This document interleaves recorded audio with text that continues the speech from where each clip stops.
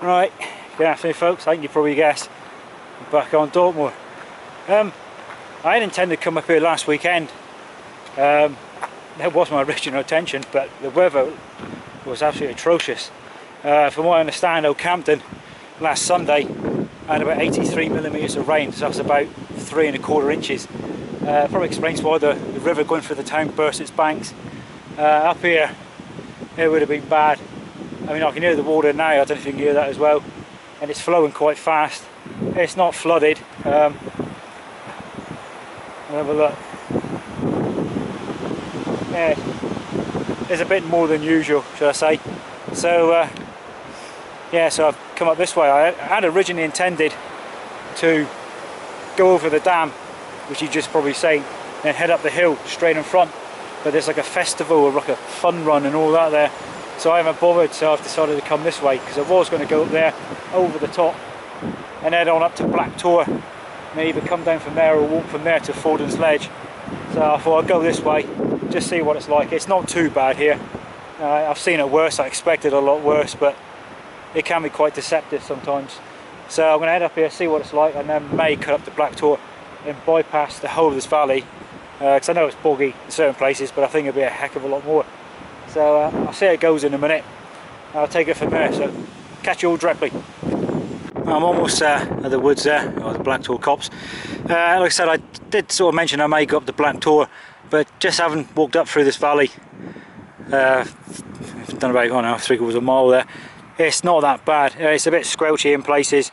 I've been through it when it's been a lot worse, when it's actually been flooded, you know, big puddles, but you can probably just see there's like a few little puddles here and there, so it's not that bad. I did expect it to be a lot worse than that, but no, it's not what I thought it would be. So I'm going to forget going up to Blacktor now, and I'm going to press on up through the valley here. I'm probably going to fall in the bog, but I ain't too fast. Alright, let's crack on again.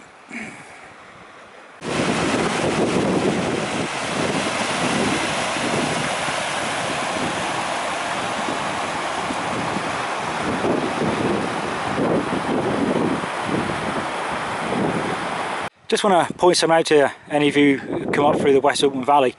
As you come up through the end of the woods, which is the Blacktor copse, as you get up to the range marker post, and there's one there, and I'm standing right next to one. I've just found quite a nice flat area. It doesn't look flat, but that area there is big enough for a tent. So yeah, trying to find somewhere to pitch. There you go. Right, it's gone 5:30 now. As you can probably see by the scenery, I'm in my usual spot.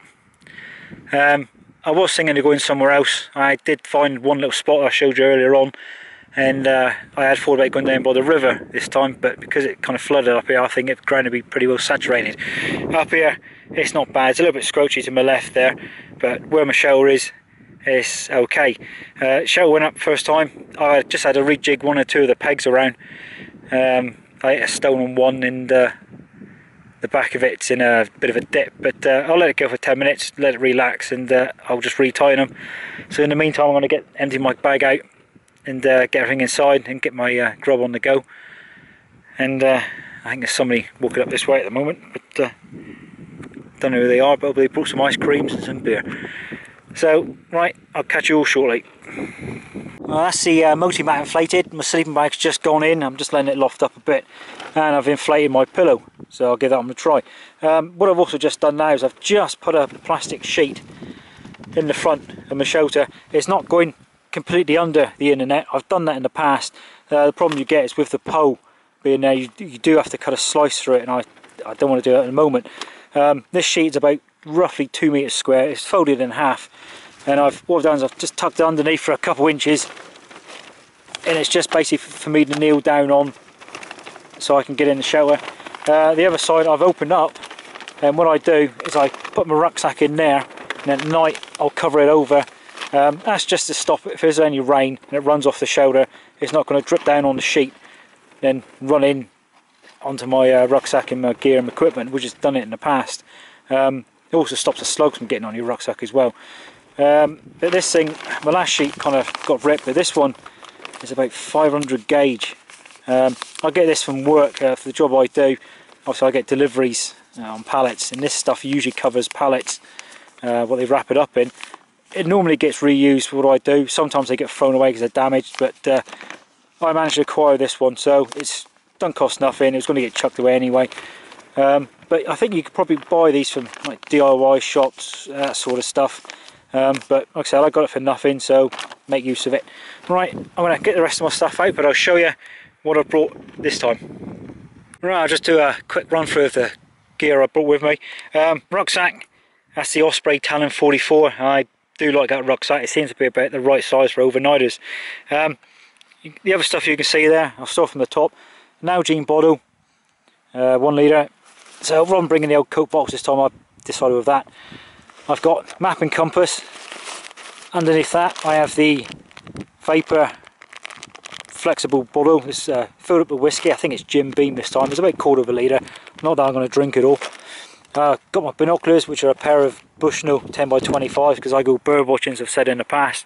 My other stuff, the orange bag is my ditty bag. I've got my head torch, which is that Wowtac A1 or A2, a spare battery. I've also got a small power bank and a charging cable from a phone. I've also got a spare lighter, flint and steel, and I've also got my pocket radio and spare batteries in there. Yellow bag's my food bag. I've got Mountain House meal for tonight and a boil in a bag soup.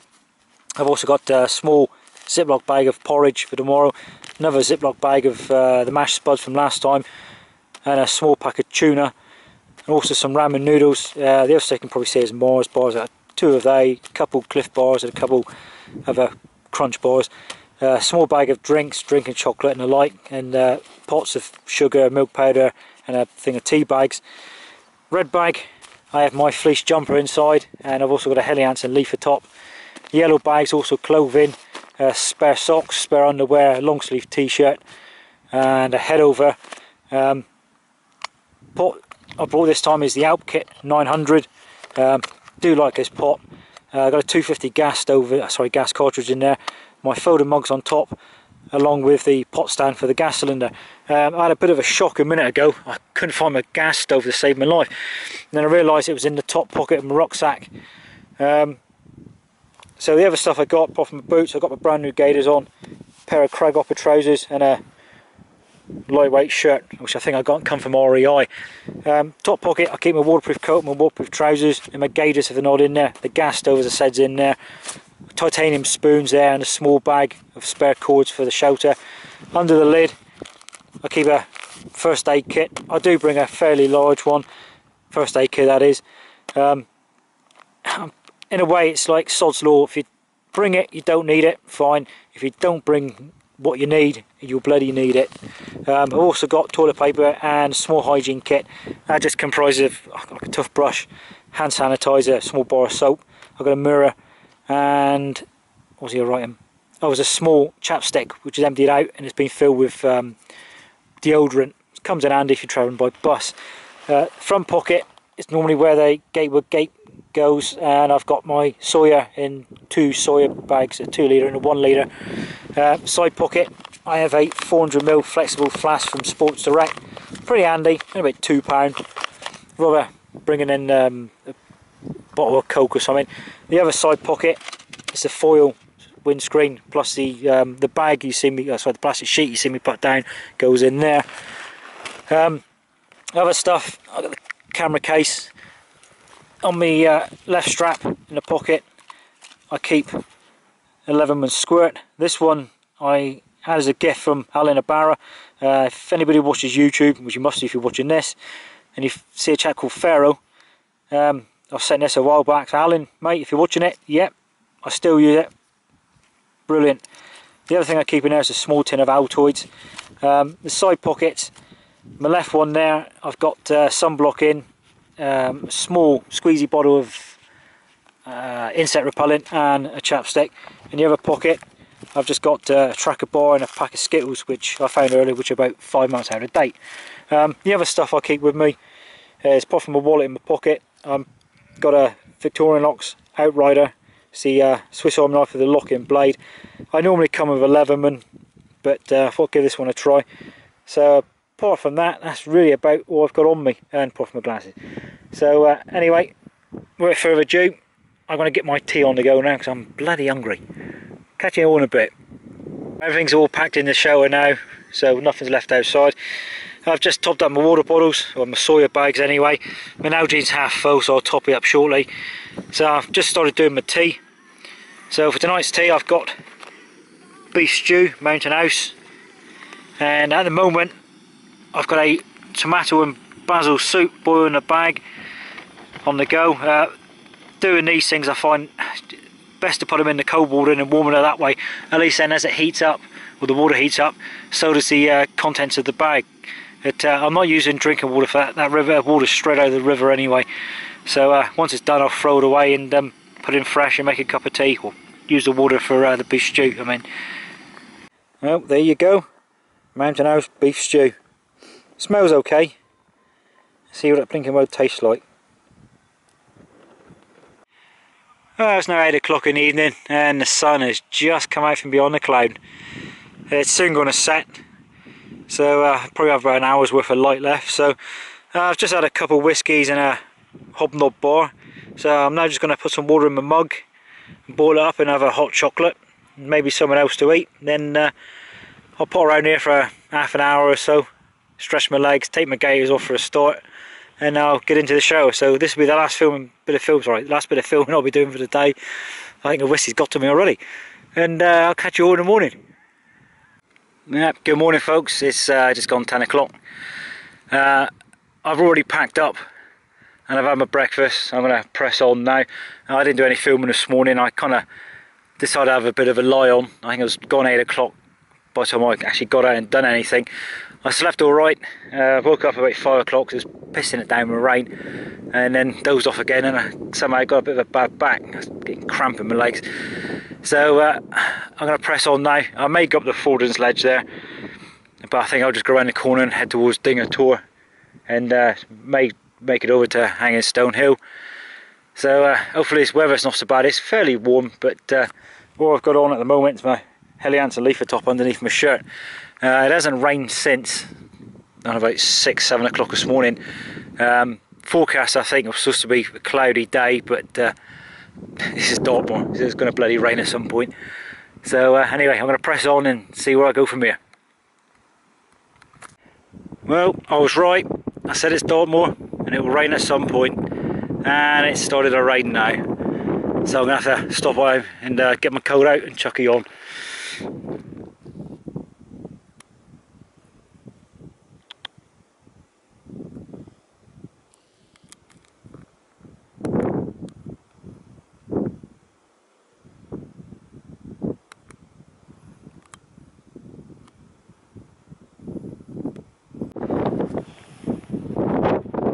It's just gone midday. I've just made it to Hanging Stone Hill. I've been here for a while, so I'll just pop up and say hello again. That's Fernworthy Reservoir in that direction. I think I'll go there one day, so but I'm going to head on down shortly to the Tor down there, not the big one, but the one in front, then over to Steventon Tor and then back to Campden from there. So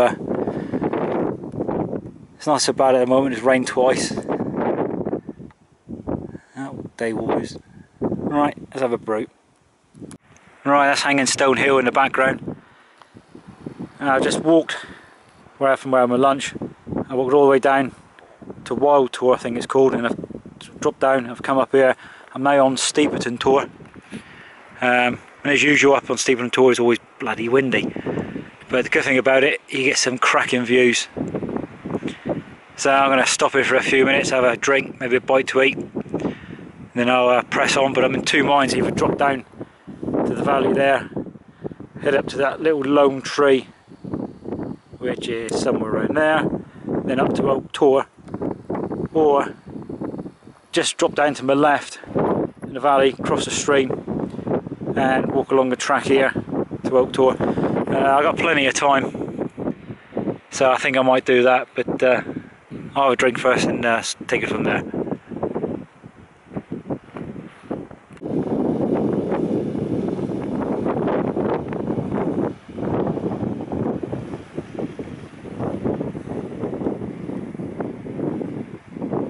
I'm currently on Oak Tor now. I got here a bit earlier than I expected, so I thought I'd stop off and make myself a quick brew. I'm going to have something to eat now, and so just admire the view for a few minutes, then probably head on down the track and follow the track back up towards the observation post. Right, I'm there and off the moor. I'm nearly out of Campden Camp, so I'm about to walk into this rain that's just in front of me. So I'd just like to say thanks for watching. Please feel free to leave me a comment. If you get any questions, leave it in the comments box and I'll get back to you as soon as I can. So I'll see you all again soon. All the best.